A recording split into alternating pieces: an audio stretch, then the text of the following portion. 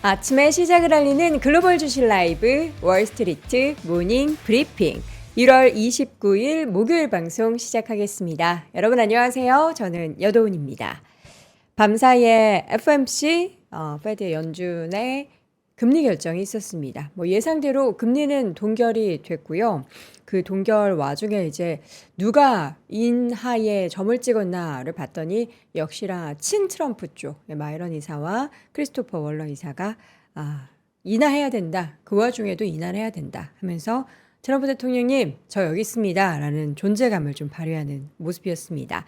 3대 지수는 계속 장중 내내 상승과 하락을 오가면서 혼조를 보이다가 막판에 아쉽네요. 결국 이제 다우와 나스닥은 강보합권 그리고 S&P 500과 러셀 2000은 좀 떨어졌는데 S&P 500도 막판까지는 양봉 보였거든요. 그러다가 0.01% 봉은 양봉이지만 윗꼬리를 좀 달면서 소폭 하락하면서 마감이 됐습니다. 금리 결정도 중요하지만 오늘 더 중요한 건 이제 빅테크 기업들의 실적 발표 줄줄이 이어지죠. 장 마감 이후에 마이크로소프트 그리고 메타와 테슬라의 실적 발표가 예정이 돼 있는데 지금 마이크로소프트는 3%대 하락하고 있고요. 메타의 주가는 1.37% 갑자기 초록불이 빡 들어오면서 2.4%.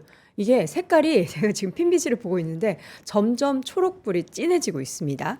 반면 테슬라의 주가는 0.28% 하락세. 갑자기 또 메타가 빨간불로 확 돌아섰네요. 변동성이 굉장히 큰 애프터마켓의 움직임. 잠시 후에 우리 글로벌 시황맨 박명성님과 함께 월가 뉴스레터 통해서 확인해 드리도록 하겠고요. 이어지는 글로벌 인터뷰 시간에는 FOMC 이야기 해보도록 하겠습니다. 하나증권 리서치센터 글로벌 투자분석실 박준우 연구원과 함께 시장 이야기 밤사이에 페드의 결정 속에서 우리는 시장의 전략을 또 어떻게 가져가야 하는지 확인해 보도록 하죠. 자, 먼저 글로벌 시황맨 박명성님 함께 하도록 하겠습니다. 여러분이 어서 오세요. 네, 안녕하세요. 여러분 오세요. 네, 반갑습니다. 한 분인데 여러분이라고 했네요. 어떻게 실적 발표 지금 나타났어요? 지금 마이크로소프트가 4.9%나 하락하네요. 그러게요. 벌써 주가가 움직이네요. 네, 마이크로소프트 5%까지 또 하락하고. 5% 넘게. 최근에 마소 좀 좋았잖아요. 네네. 우리 좋았는데. 그러게요. 실적을 제가 아직 확인은 못 하고 있는데, 네, 아직 안 나왔나? 일단은 회장 후의 보겠습니다. 움직임이 나오는 거 보면 발표는 됐을 것 같은데 숫자가 아직 확인이 안 되네요. 저희 눈에는. 발표 후에 전부 떨어지네라고 올려주시는데 내 뉴스에는 안 좀 나오나? 더 봐야 될 것 같습니다. 네, 저희가 일단, 한 번에 정리를 해드리도록 하죠. 일단 주가는 현재 마이크로소프트 급락이 좀 나오네요. 급락. 7%. 메타도 좀 2%, 메타도 2%. 넘게 하락. 자, 테슬라는 0.6%. 뭐 이 정도면 테슬라가 선방한다고 봐야겠죠. 그리고 이외에 램리서치는 계속 오르고 있고요. 셀레스티카 괜찮고 서비스나우 뭐 이렇게 IBM 상승하고 있는 걸 보면 역시나 결국에는 아직까지 그 프레임은 계속 이어지는 것 같습니다. 지금 AI 돌리려면 빅테크가 돈 써야 되고 그 돈은 다 반도체한테 간다. AI 서버 업체들한테 간다. 네. 라는 게 계속 지속되고 있는 것 같아서 일단 숫자 나오고 그 내용들을 조금 더 확인해 보도록 하겠습니다. 네. 자, 그러면 간밤에 뉴욕 증시 마감 상황 일단 여러 가지 이슈들 먼저 정리해 보도록 하죠. 3대 지수가 혼조로 마감을 했네요. 다우 지수, 나스닥 지수는 상승, S&P 500 지수는 약보합, 러셀 2000 지수 0.5% 하락입니다. 여기 분봉상으로 보시면 굉장히 큰 봉들이 여기 촘촘하게 이렇게 박혀 있죠. 요때가 이제 연준의 파월 의장이 나와서 연설을 하고 있을 때인데 결론부터 말씀드리면 비둘기파적인 동결이었습니다. 동결을 하되 앞으로 금리 인상까지는 뭐 지금 당장 시나리오는 없다라고 하면서 시장이 좀 안도감을 찾는 모습이었고요. 근데 또 아시는 것처럼 빅테크 실적이 앞에 놓여 있다 보니까 시장에서는 뭐 강력한 베팅을 하기도 좀 그렇고 어쨌든 동결한 것도 뭐 그렇게 시장에 막 큰 호재라고 볼 수는 없고 그래서 그런지 조금 등락을 거듭하다가 마무리가 됐다고 보시면 될 것 같습니다. 그래서 확실히 지금 자신 있는 쪽으로 계속 몰려갑니다. 마이크론 테크놀로지, 인텔 인텔 11%또 급등했네요. 최근에 실적 발표하고 급락했는데 그리고 나서 와, 이 시게이트가 정말 놀랍죠. 19%, 20%또 폭등을 했습니다. 이 낸드 관련주들은 계속 올라가다 보니까 제가 최근에 이제 공매도가 좀 많이 쌓여 있다라는 얘기를 드렸는데 이런 거는 실적 발표하고 나서 공매도를 다 깨버리고 올라가는 거죠. 숏 커버링까지 나오면서 급등을 했다. 그리고 여기 GE버노바 실적주로 2.7% 상승했고요. AT&T도 실적주였거든요. 실적 발표하고 그래도 긍정적인 모습을 보였던 종목들이 확실히 일단은 장 시작하기 전에는 많았다. 근데 지금은 또 얘기가 좀 달라지고는 있네요. 자, 그리고 러셀 2000 쪽에서도 그래서 이제 되는 종목들만 또 갔습니다. 블룸에너지가 금세 8% 넘게 상승했고요. AI 쪽에 서버 쪽에 각종 역할을 하는 종목들 그리고 잠시 후에 말씀드리겠지만 오늘 오클로가 많이 좋았어요. 10.7% 원전주들 계속 다시 보셔야 될 것 같고요. 그리고 이쪽에 있는 이 양자 관련주들 약간 엔비디아가 총대 매고 한마디를 좀 해줬습니다. 잠시 후에 이슈들 정리해 드릴게요. 자, 그리고 10년물 국채금리는 결국에는 상승했죠. 보시는 것처럼 4.24%까지 올랐고요. 아무래도 앞서 말씀드렸던 것처럼 동결을 했기 때문에 비둘기파적인 동결을 했기 때문에 막 내려가긴 좀 어렵죠. 비둘기파적이라고 해도 동결을 했으니까. 그리고 뭐 그런 얘기도 나와요. 파월 의장 그 휘하에서의 금리 인하는 이제 사실상 끝났다. 라는 얘기가 있어서 앞으로 한 3달, 4달 남았죠. 그동안 금리 인하는 거의 없을 것이다 라는 게 지배적이어서 금리가 움직이지 못했고요. 달러는 간밤에 그래도 조금 올랐습니다. 너무 급하게 떨어졌죠. 이게 트럼프 대통령이 달러 약세 오히려 좋은데 라고 달러 약세를 용인하면서 급락이 나타났는데 거기서 이제 베센트 재무장관이 그래도 우리는 뭐 환 시장에 개입하는 건 아니다. 뭐 엔화가 요즘 급반등을 하고 달러가 급락을 하니까 이에 대해서 조금은 중재하는 메시지를 좀 줬습니다. 그래서 달러의 급락세가 좀 멈췄다 정도로만 보시면 될 것 같고요.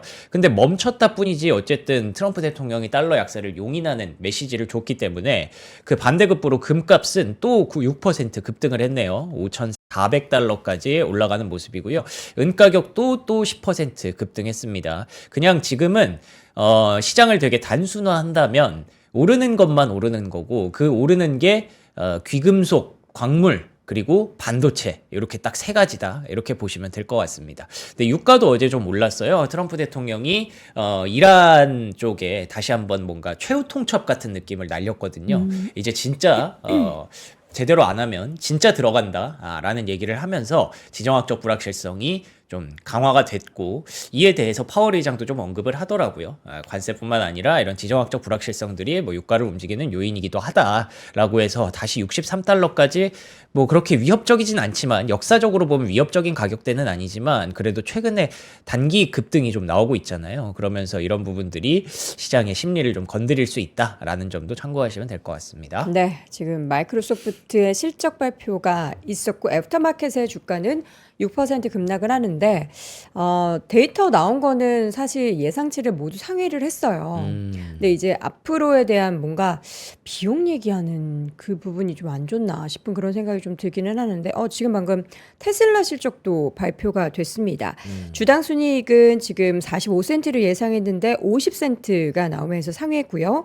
매출은 지금 247억 9천만 달러를 추정했는데 247억 9천만 달러를 예상했는데 249억 달러를 발표를 했습니다. 일단 시장 예상치보다는 상회를 했는데 이게 이제 구체적인 데이터 내용, 그러니까 전기차 판매량이라든지 이런 수치들 세부적으로 발표되면 저희가 또 자세하게 체크를 해드리도록 하겠습니다. 지금 대충 보니까 마이크로소프트만 빠지네요. 결론적으로는. 비용 얘기 또 했나 싶은 생각도 좀 들고. 지금 시간의 주가는 마이크로소프트가 5.5%, 뭐 아까 7% 급락하던 것에 비하면 그래도 좀 완화는 됐지만 메타는 2.58% 반등이거든요.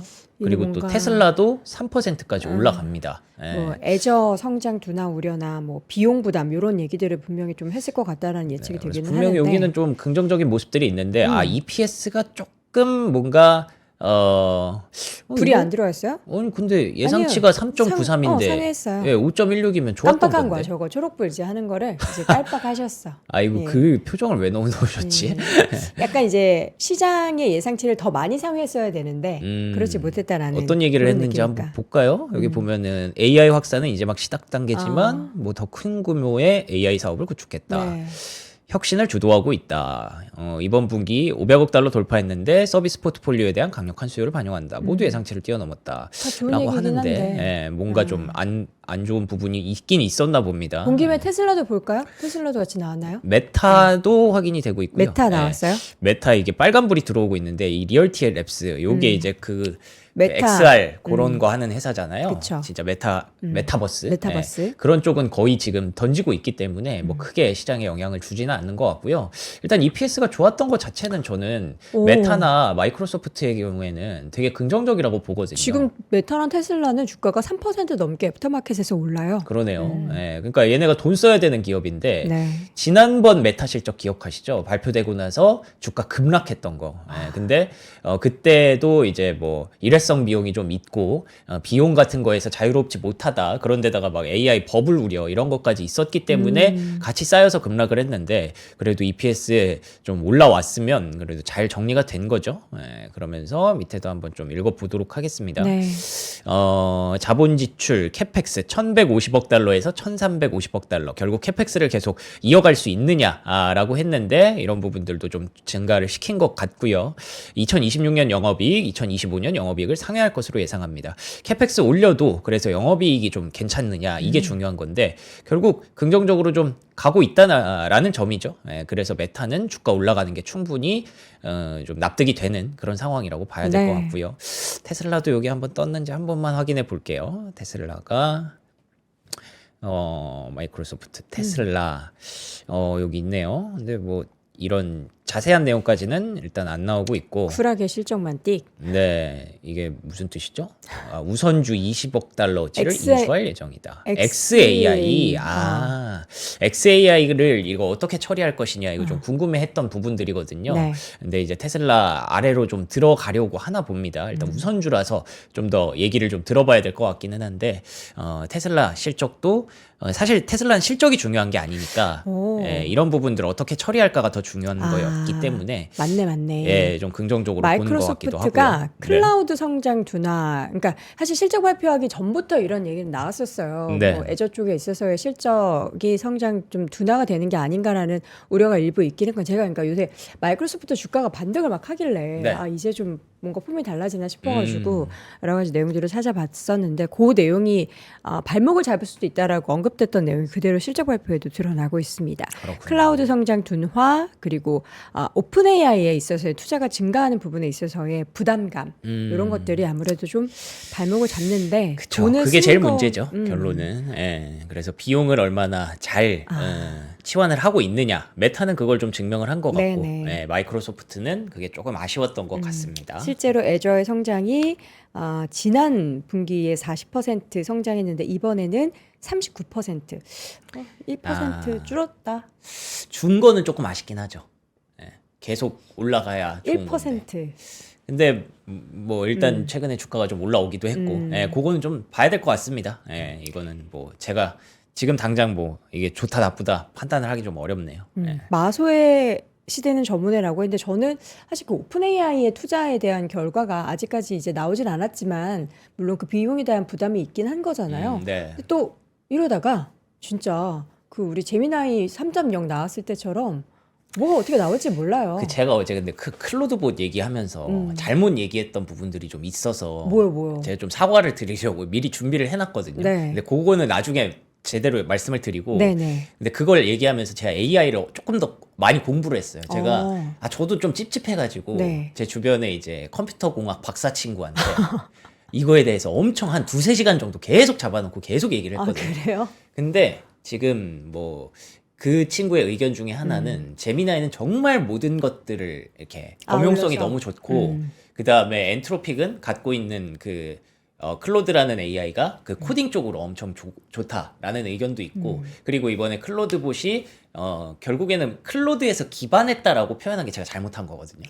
그게 오픈 소스라면서요. 예, 근데 어쨌든 그거를 다 쓸 수 있는데 그 중에서 추천하는 게 애초에 클로드봇이라는 게 AI라고 말하면 안 되더라고요. 아. AI가 아니라 그걸 연결해주는 플랫폼 같은 거라서 네. 그 잠시 후에 좀 더 말씀을 드리고 근데 이제 챗GPT가 갖고 있는 장점이 그래서 뭐냐라고 했더니 사실 그 유명세 말고는 지금 상황에서는 많은 부분에서 좀 떨어지는 건 사실이라고 하더라고요.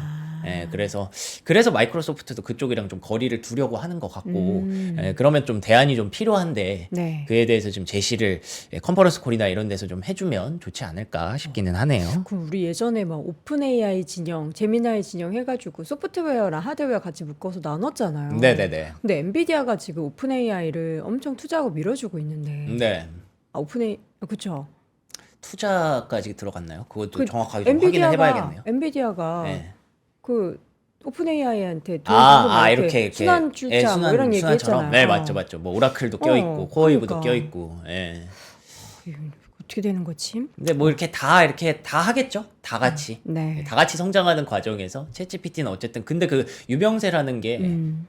선점 효과라는 게 무시할 수 없는 부분이잖아요. 그쵸. 그래서 사실 저희 같은 사람들은 어떤 수준의 차이가 나는지 잘 모르잖아요. 저는 그래서 요새 똑같은 질문을 제미나이와 챗GPT 심지어 그록까지 같이 던져봅니다. 네. 그렇게 이렇게 상을 펴놓고 어떤 질문은 제미나이가 되게 대답을 잘하거나 혹은 챗GPT가 질문 대답을 실험을 잘하거나 계속 해보시네요. 계속 그걸 테스트해보고 네. 저한테 맞는 거를 저는 좀 찾는 편이에요. 그래서 저 같은 경우에는 그냥 뭐 어느 정도 답변만 되면 그냥 AI가 잘 돌아가네 여기 수준이니까 전 비교해요.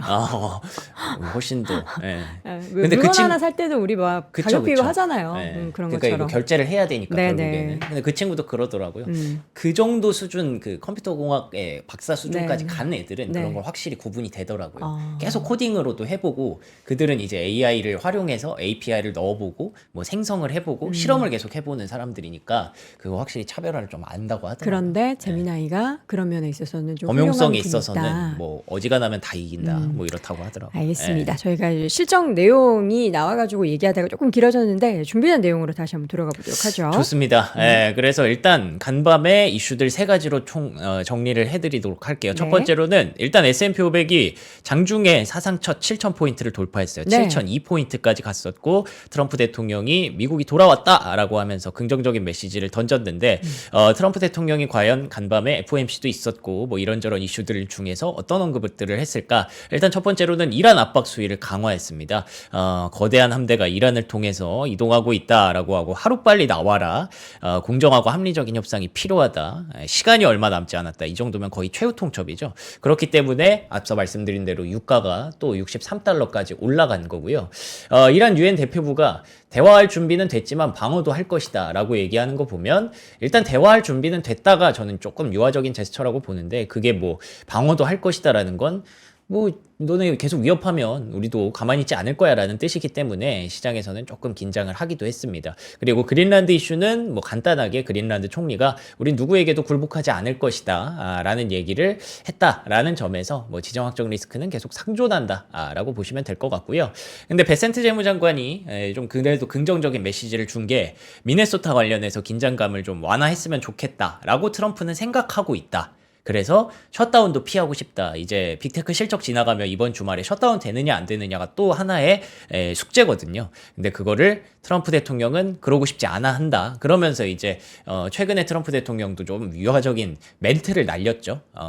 어떠한 미국인도 사망하는 것을 원하지는 않는다라고 얘기를 했기 때문에 좀 민주당이랑 합의를 좀 잘 해보고 싶다라는 그런 제스처로 느껴져서 시장에서는 그래도 S&P 500을 7천까지 보냈는데 그리고 나서 어쨌든 FOMC가 남아있고 빅테크 실적도 있고 셧다운 될지 안 될지도 모르고 지정학적 불확실성 있고 이러니까 추가로 쭉쭉 올라가지는 못했던 뉴욕 증시였습니다. 그래서 FOMC 결과를 한번 제가 리뷰를 해볼게요. 일단 연준은 예상대로 기준금리를 동결했습니다. 뭐 예상했던 대로죠. 그래서 시장에 큰 영향력은 없었고요.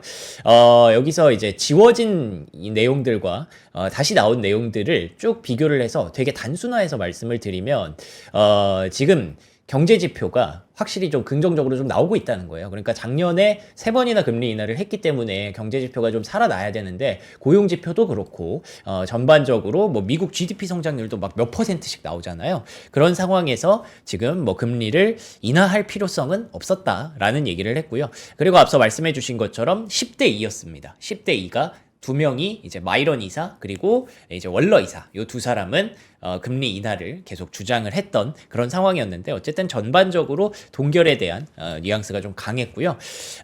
근데 뭐 동결했으면 조금 시장이 아쉬워할 수 있었는데 파월 의장의 인터뷰를 통해서 시장은 그래도 이 정도면 비둘기파적 동결이었어라고 얘기를 하거든요. 이게 무슨 뜻이냐면 일단 중립금리 얘기를 좀 했어요. 작년에 3번 금리 인하를 하면서 연준의 목표 달성. 중립금리라는 게 사실 보이지 않는 그런 금리인데, 거기까지 거의 왔다. 라는 점에서 앞으로 여기까지 왔으면 이 금리가 물가와 인플레이션과 고용 안에서 우리가 좀 긍정적인 모습을 계속 보여줄 수 있는지 좀 지켜보는 수준까지는 충분히 왔다라는 거예요. 그래서 앞으로 좀 지켜보자라는 거고, 관세는 일회성 가격 인상일 가능성이 높다. 그래서 중립금리까지 왔으니까 금리 인하 더 이상 없겠구나라고 하면서 실망할 수 있었는데, 근데 물가가 관세 때문인데 관세는 일회성일 가능성이 높다라고 한다면 물가는 올해 중반 정도 되면 이제 슬슬 떨어질 것이다라는 연준의 기본적인 원칙이 그대로 유지가 되는 모습이었습니다. 그래서 2%의 물가 목표치라는 게 약간 웃도는 수준이기 때문에 요것만 좀 내려오면 올해 중반에는 다시 한번 금리 인하 가동할 가능성도 있고, 그땐 또 연준 의장도 교체될 거니까 파월 의장 밑에서는 금리 인하는 이제 없어질 수 있겠지만 그래도 조금 그 이후에는 연 중반에는 한 4월 5월 그쯤 가면은 또 금리 인하를 볼 수도 있겠구나라는 긍정적인 메시지가 됐고요. 그럼 혹시라도 이러다가 금리 인상하지는 않아 그랬는데 누구도 다음 조치로 금리 인상을 기본 시나리오로 고려하지 않습니다. 라는 얘기를 했다는 게 시장에서는 가슴을 좀 쓸어내리면서 그래 이 정도면은 지수 좀 더 올라가자라고 반등하는 모습이 있었습니다. 네. 그리고 독립성에 대해서 많은 얘기들을 했는데 어지간한 얘기는 다 쳐냈어요. 뭐 다음 연준 의장 들어오면 뭐 어떻게 될 거냐, 뭐 연준 의장 들어와도 이사로 계속 남을 거냐, 그런 얘기에 대해서 나는 거기에 대해서 코멘트하지 않겠다. 뭐 정치적인 발언은 아예 배제를 계속 시키면서 되게 그 당시에 인터뷰하는 분위기가 뭐 되게 화기애애했어요.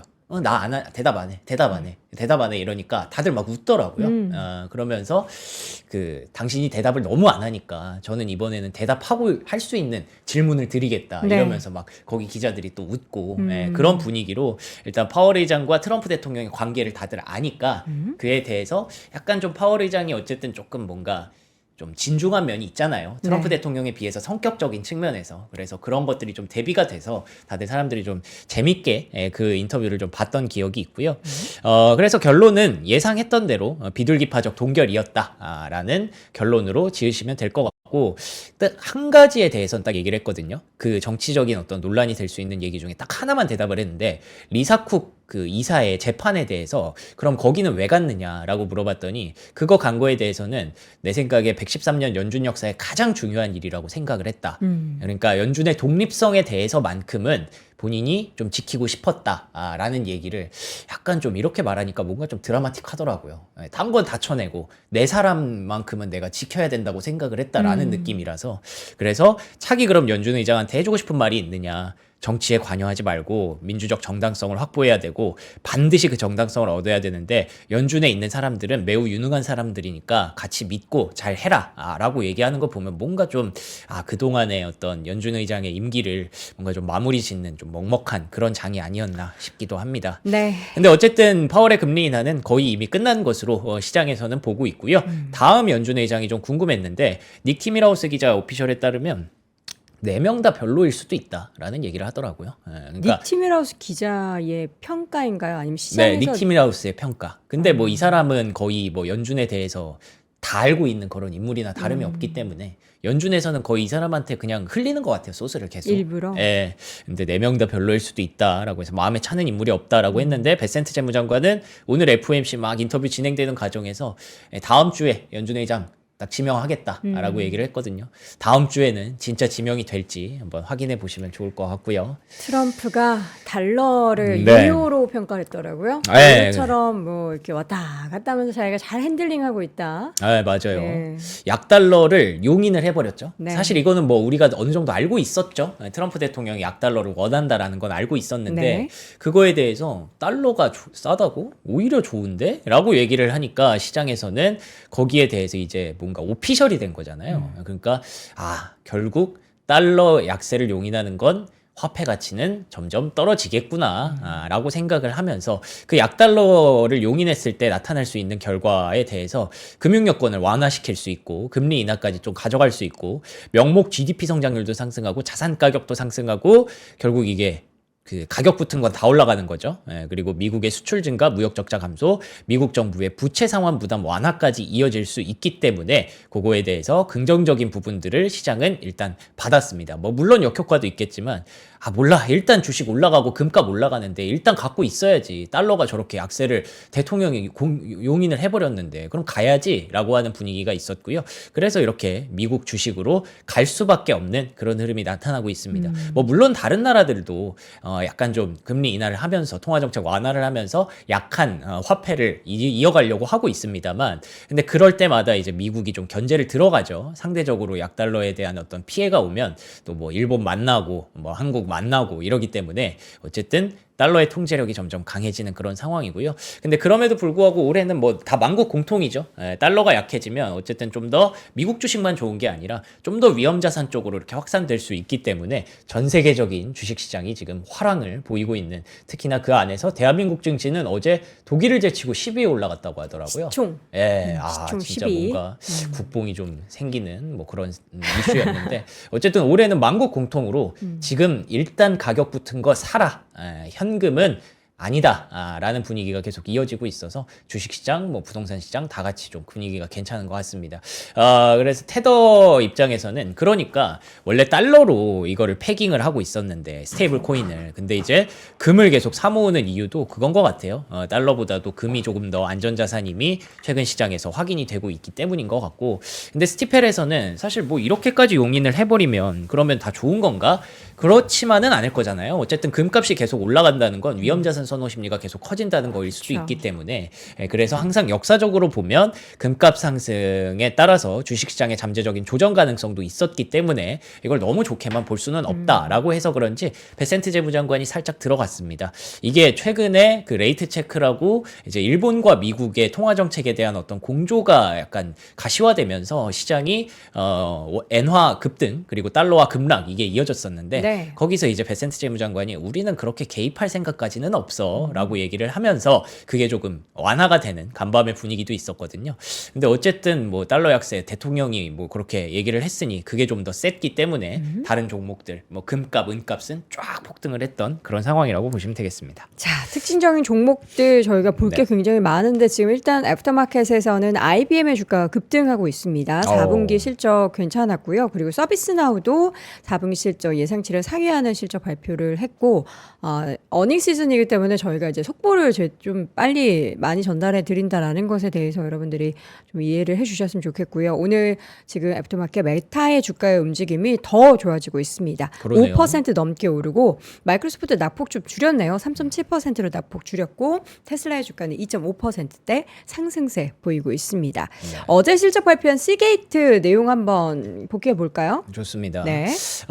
일단 시게이트 뭐 지금 실적도 중요하지만 시게이트가 너무너무 중요합니다. 보시는 것처럼 와 이렇게 많이 올라간 낸드 주가가 20% 넘게 또 급등을 했어요. 어젯밤에 20%나 그러니까 진짜 메모리 주가는 진짜 끝이 없어요. 지난 분기에도 시게 올라가네요 했는데 네. 이번에도 시게 와. 또 올라갑니다.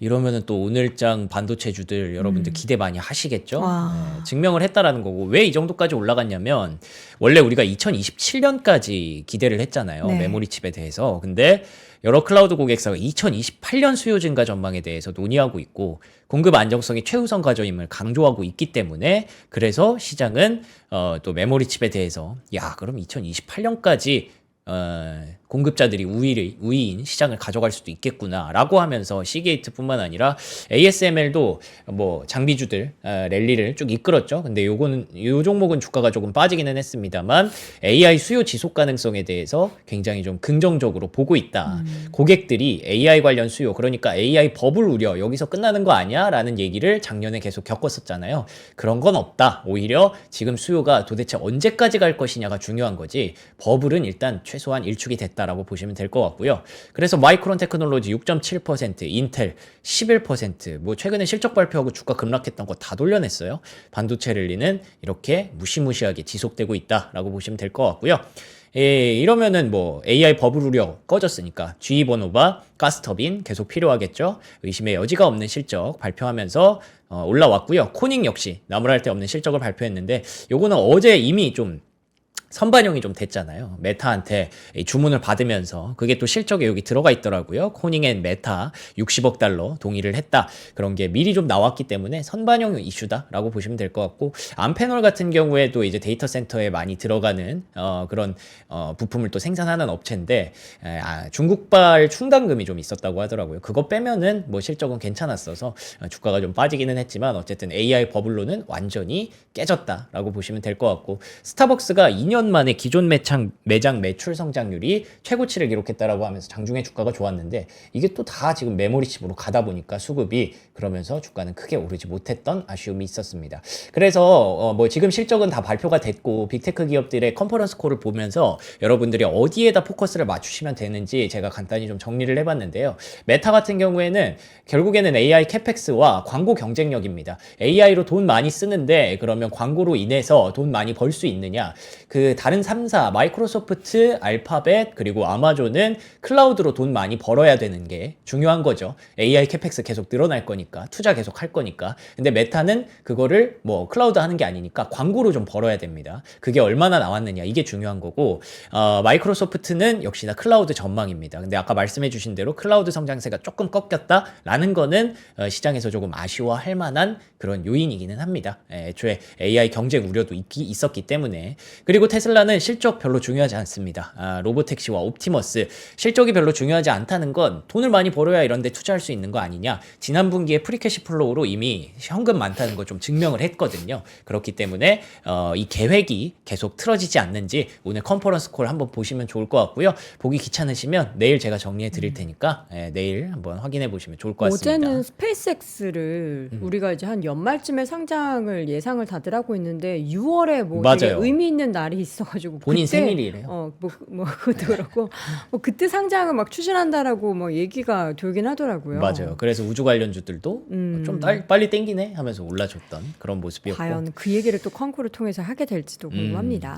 자, 그리고 이제 테크주들 중에는 네. 요즘 팔란티어가 많이 좀 안 좋아요. RBC 캐피털에서 실적 발표하고 주가가 70% 정도 하락할 수 있다. 뭐 팔란티어는 항상 꼬리를 붙잡는 그 밸류에이션 우려 뭐 이런 것들이 또 작용을 하는 것 같죠. 그래서 요게 다음 주 주가 실적 발표인데 조금 최근에 미리 반영이 좀 되고 있어서 선반영이기를 기대하고 있습니다.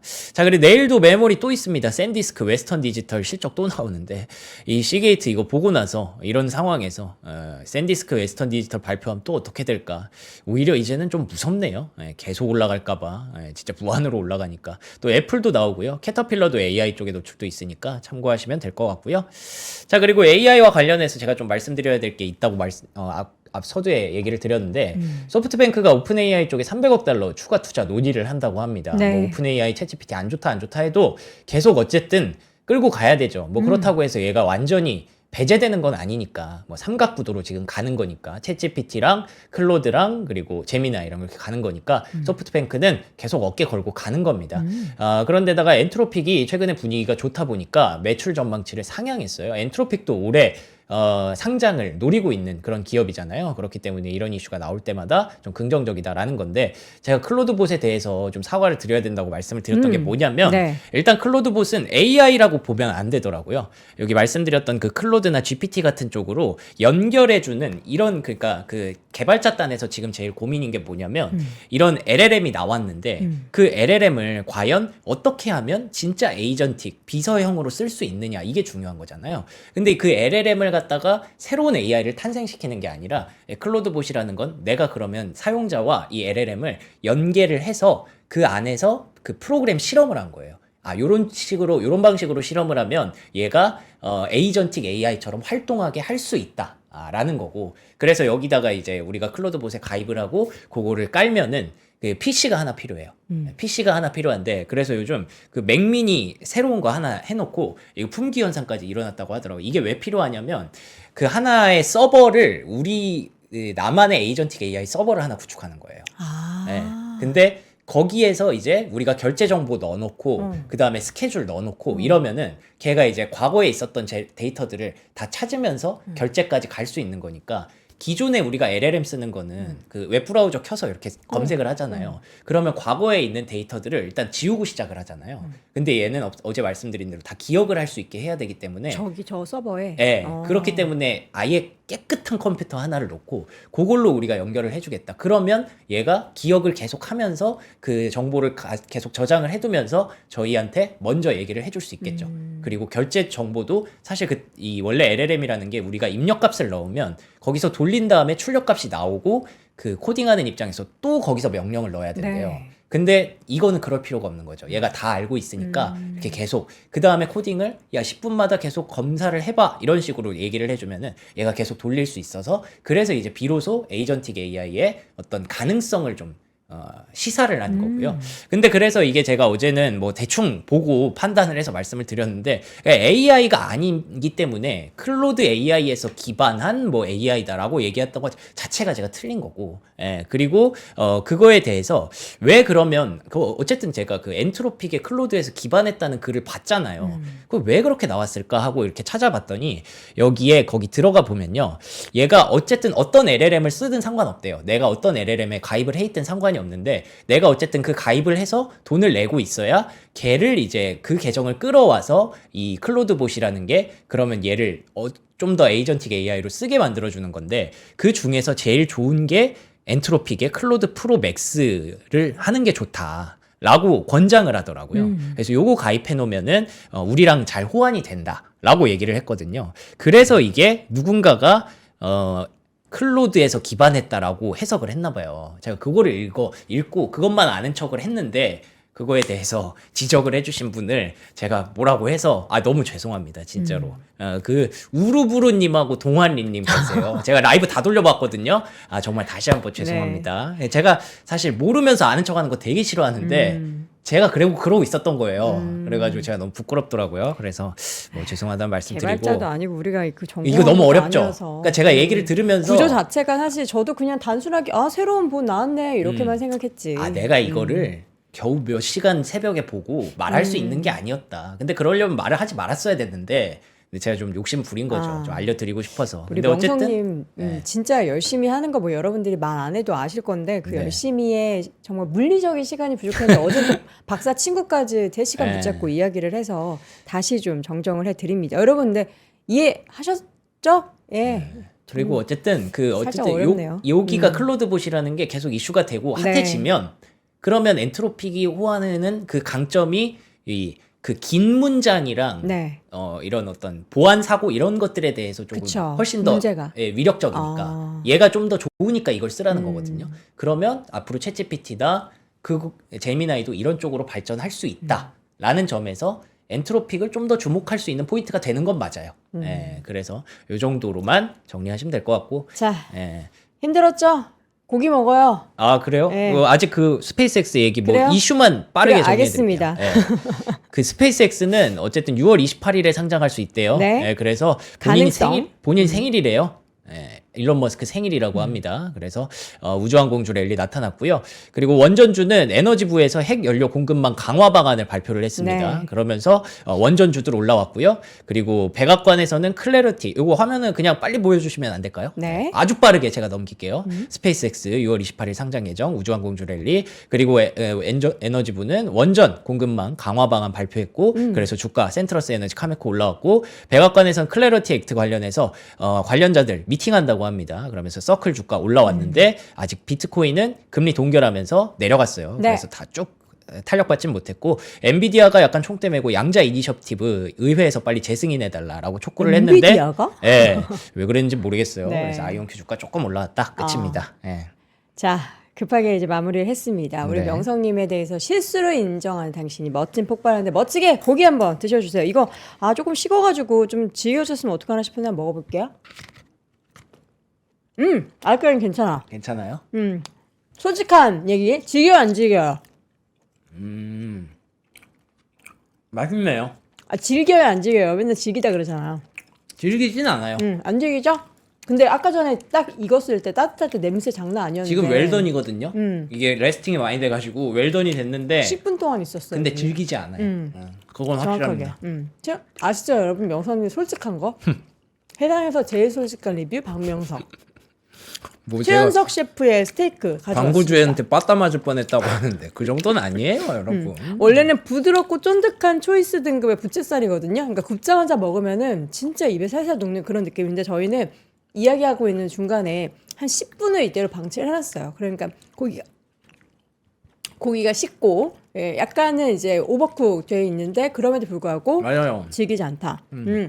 씹는 순간 육즙 터져야 되는데 우리가 지금 식어가지고 육즙은 안에서 느끼고 있습니다. 여러분들 최현석 셰프 저희가 제품도 소개해드렸을 때 한 번도 실패가 맛없다라는 없었죠. 얘기를 실패한 적이 없어서 셰프님 꼭 한번 모셨으면 좋겠다라는 얘기 자주 하잖아요. 새벽에 모실 수는 없을 것 같고 진짜 기회 되면은 직접 여기서 이렇게 구워주시면서 얘기해 주시면 얼마나 좋을까. 섭외비가 너무 비싸려나? 그런 생각이 들었습니다. 팩당 9,500원으로 즐기는 최현석 셰프의 스테이크. 요게 보니까 셰프가 직접 배합한 비법 시즈닝을 이미 다 해놨기 때문에 여러분들이 뭐 추가적으로 뭐 하실 필요 없이 쉽게 그냥 잘 구우시기만 하면 됩니다. 자, 그리고 오늘 스테이크 말고도 저희가 HP 게이밍 i7 13세대 최초로 98만 원대 준비했어요. 그러니까 그동안 저희가 삼성이나 LG 노트북 소개해드렸을 때 되게 저렴한 제품 소개해드렸잖아요. 이거는 게이밍 노트북이기 때문에 사양이 엄청나겠죠. 그런데 가격은 98만 원대. 13세대 코어 i7 1355U 램 24기가 SSD 512기가 지포스 RTX 2050 뭔진 모르겠지만 좋은 거겠죠. 네, 그리고 광시야각 풀 HD고 180도 스크린으로 선명하고 유연해. 180도라고 하면 이제 꺾인다는 건가? 완전히 펴진다는 거? 그렇습니다. 이렇게 노트북 가져가시면 좋을 것 같고 일반 배터리 대비해서 성능이 2배에서 4배까지 성능이 향상된 제품이기 때문에 오랜 시간 또 편안하게 사용할 수 있습니다. HP 게이밍 노트북도 98만 원대에 득템 하시길 바라겠습니다. 자, 지금까지 솔직한 남자 글로벌 시황맨 박명성님 함께했습니다. 고맙습니다. 고맙습니다.